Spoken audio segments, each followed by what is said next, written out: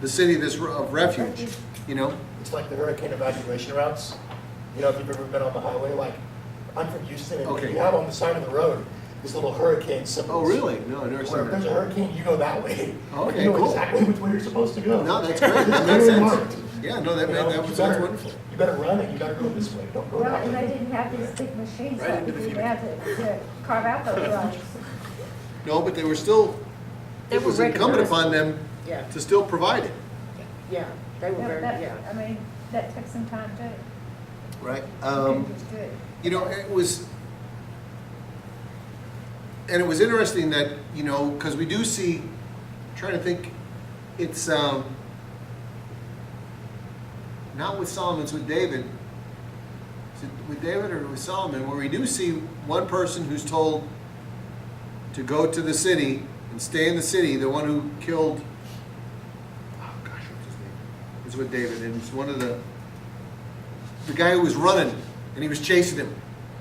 He was chasing him, and he stopped, and he killed, he told him, turn to the left, turn to the right, quit chasing me, don't, you know, get off my tail, quit chasing me, and he finally stopped and ran him through with his spear.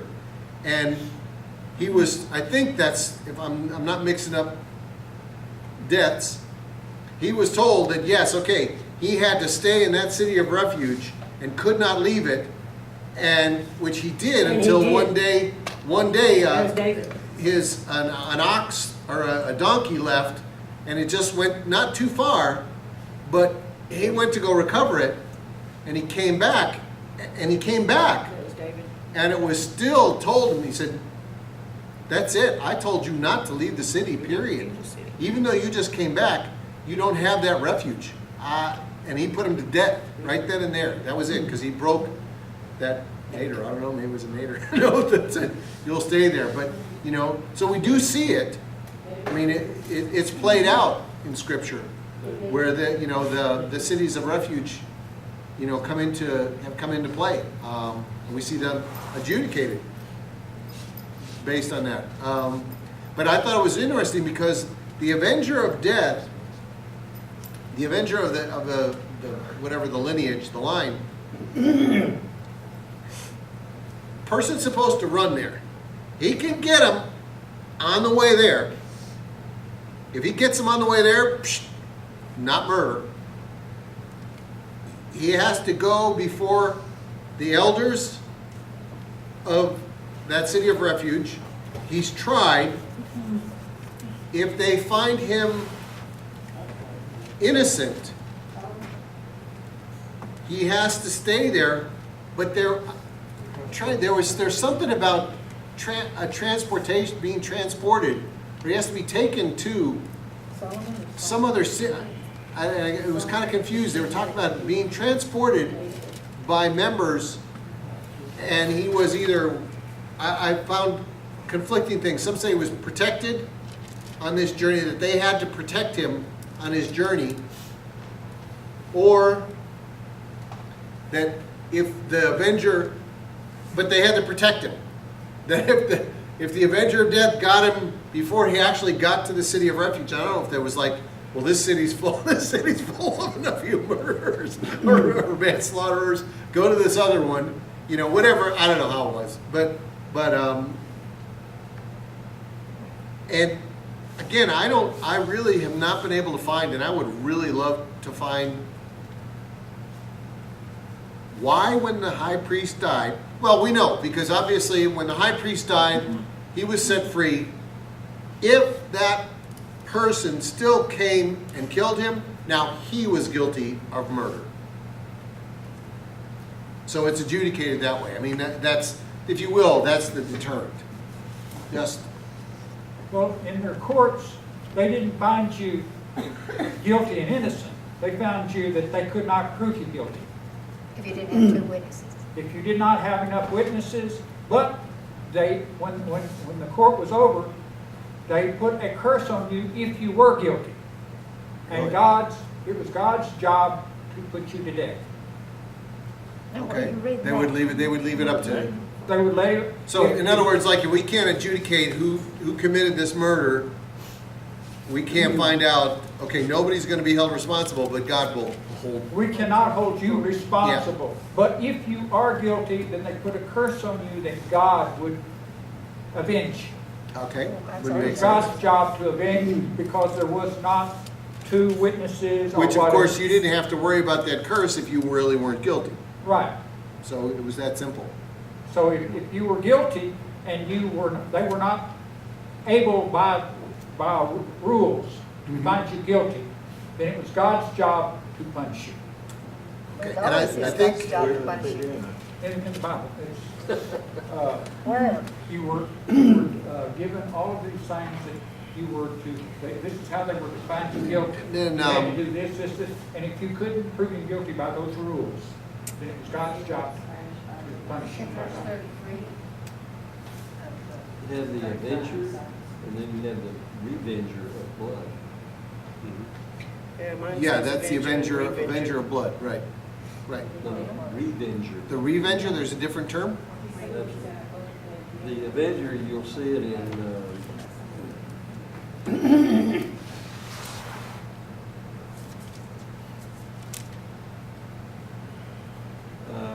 12, 35, 12, you'll see avenger.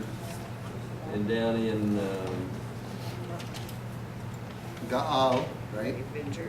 21, you'll see a revenger of blood. I think the revenger has to do with murderers. Whereas avenger has. They're to the do- same word in Hebrew. I mean, they're the same word in Hebrew.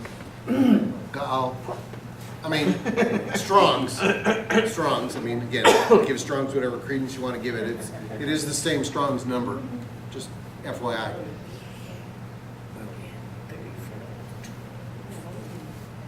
I mean, but leave it up to us to like change the, one is avenging, the other one is revenging. Same word. Although it's interesting, in Strong's it says a primitive root to redeem according to the Oriental law of kinship, to be the next of kin, and as such to buy back a relative's property, marry his widow, etc. And it's interesting. I read, I think it was this word Gaal that I read that it wasn't You're right, same word. that it is the same word, but also, you know where that word is used? In reference to Boaz. The same word is used in reference to Boaz, is that he was the redeemer. Kinsman Redeemer. He's the kinsman redeemer. He's the avenger. So not necessarily bad. I mean, we give it a kind of a bad connotation, but if you look, it's not. It's just someone who has a purpose, and that purpose, is to perform a part. Oh, you need to type it. Kinsfolk, redeemer. It says redeemer or avenger. So it's not just this. I'm gonna get you. I'm gonna get you because you did my brother wrong. It's not that High Plains Drifter or whatever you want. but I mean, but it's actually has a very noble. There's actually there's a noble connotation to it in its larger form. I mean, and obviously, as we see it, Boaz. Let me see here, just for the heck of it. Redeem. Yeah, he's a redeemer. Where would Boaz be in Ruth? Yeah, something like that. I've heard tell. Heard about that somewhere. Ruth 20:20. Let's see, Boaz. And thou art a near kinsman, Gaal. Later on. 3:9, 20:20. Unto us one of our next kinsmen, Gaal. Or 3:9, our near kinsman. Yeah, all over the place. 3:12, 3:13. Behold, and in 4:1, Ruth 4:1.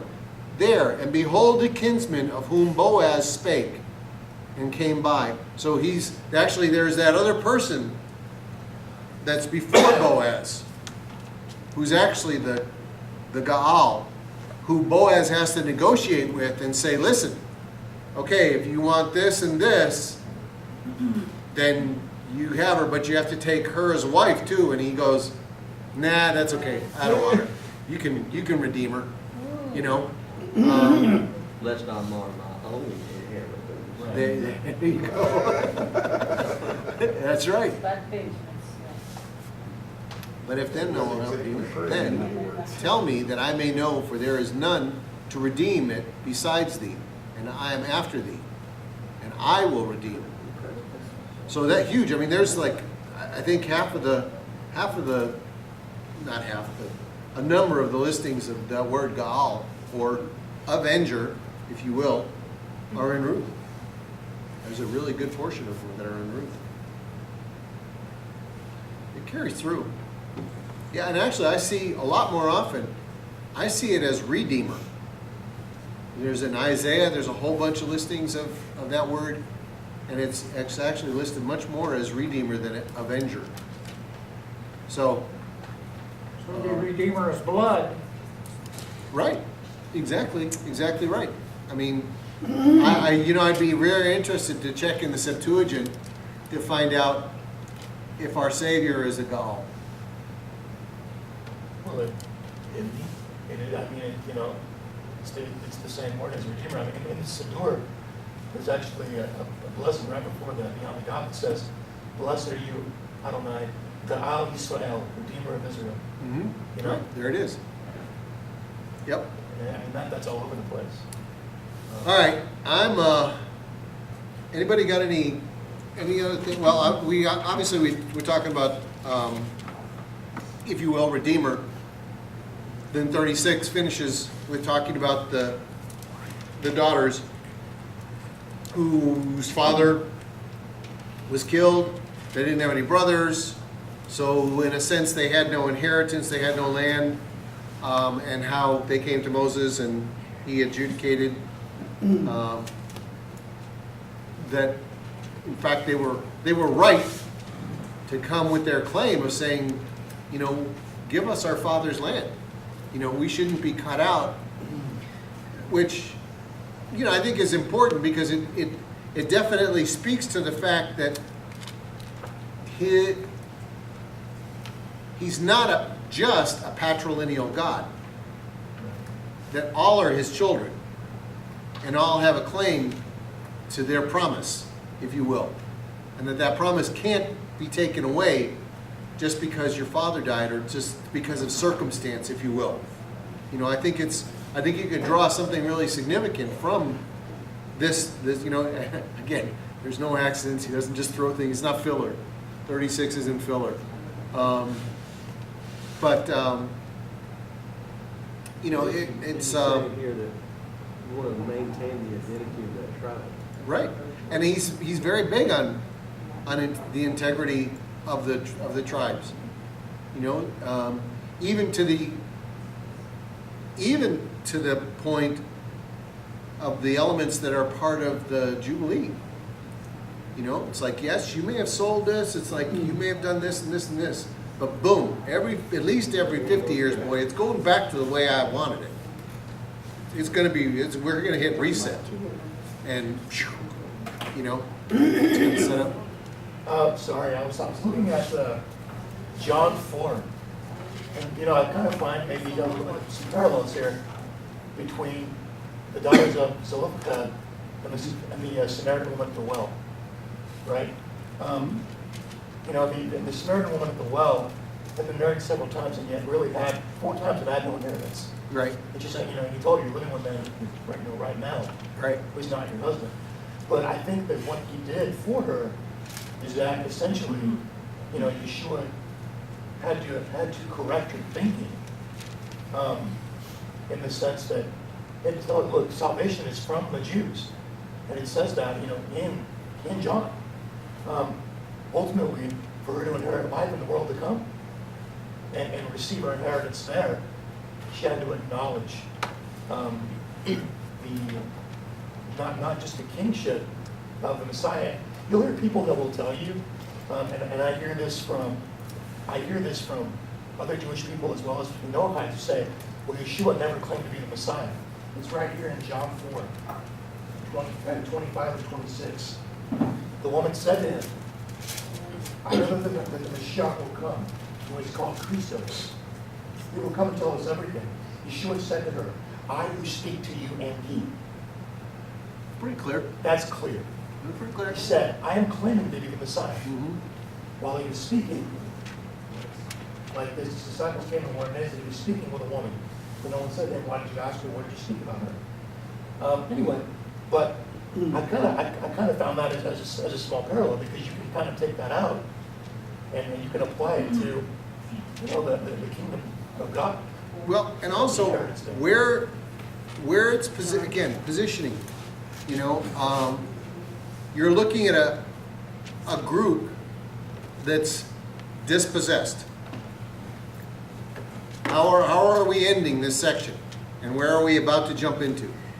You're looking at a group that's dispossessed, a group of women who've been dispossessed of a land. They have no inheritance, or at least they don't have an immediate inheritance. At least their father's dispossessed. Right, yeah. I mean, because he's dead there. And yet, what we're about to do, we've ended this section that basically is the journey, Matot, the journey of the tribes, Masei. This portion, this double portion, that's what those two portion names mean. Matot is journey and Masei is tribes. So we have the journey of the tribes is coming to a close of sorts. And we're about to enter into the words. And sort of this encapsulation of Moses and what he had to offer, what he brought, and about his preparedness to hand off, to the next generation. So, I think it's good for us to keep perspective on it. Like I say, there's no coincidences here. I think this is a picture. This is a perfect picture of exactly where we are in this setting. Now we break them up into books. Obviously, we know they didn't, so this would just seem to flow very naturally. If you put this all as one big thing, you might not necessarily notice a division. But for us, who obviously people who like division, we somehow be able to find. We like mile markers and stuff like that. So it helps us to see this is the end of one as we're about to begin, a new one. This is kind of a cool little comment by a sage named Rashi. That it says, why are these journeys written? And it says to make known the acts of kindness of the omnipresent. So, another opinion, this can be compared to a king whose son was ill, and he took him to a distant place to cure him. Once they started back, his father began to count all the journeys. He said to his son, here we slept, here we felt cold, here you had a headache, etc. Which is where we're going. Right. Which is where we're about to go. Here, where Moses is going to recount in so many ways for the people. This is what you did. See it. Don't lose it. Right. Let's make sure that the significance of and The diary. the beauty of, if you will, The diary. there's a diary of sorts, absolutely. And really, kind of, if you will, that last breath, saying, these are the things that I want you to remember that are important. Stand for All right. posterity. Yes, to carry us through. We good? Good.